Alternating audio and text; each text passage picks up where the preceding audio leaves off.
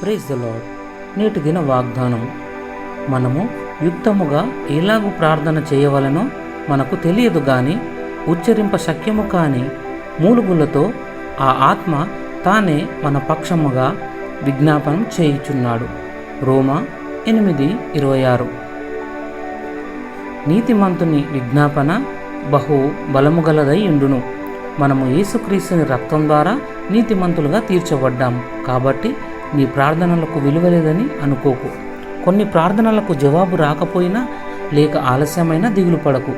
దేవుని నిర్ణయకాలంలో ఆయన జవాబిస్తాడు. ఆలస్యమైతే నీ ప్రార్థనలు నిరాకరింపబడడం కాదని గుర్తుంచుకోవాలి. గనుక నీ ఆశ వదులుకోవద్దు. యాకోబు పత్రికలో ఉదాహరణగా ఏలియాను గురించి చెబుతూ, ఏలియా మన వంటి స్వభావం గల మనుష్యుడే. వర్షింపకుండునట్లు అతడు ఆసక్తితో ప్రార్థన చేయగా 3.5 సంవత్సరముల వరకు భూమి మీద వర్షింపలేదు.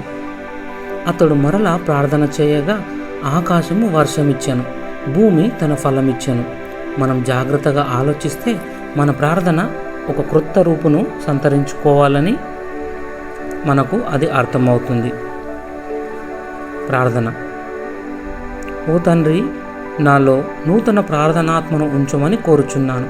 నేను విజ్ఞాపన చేయుటకై రక్షింపబడుచున్న వారికిని నశించు ఆత్మలకును మధ్య నన్ను నిలువబెట్టుకొనుము. నశించిపోయే ఆత్మల కొరకు నాకు భారాన్నివ్వండి. విసుకక నిత్యము ప్రార్థించుటకు నాకు సహాయం చేయము. యేసు ప్రభుని నామంలో ఇట్టి కృప దయచేయమని ప్రార్థిస్తున్నాను. ఆమెన్.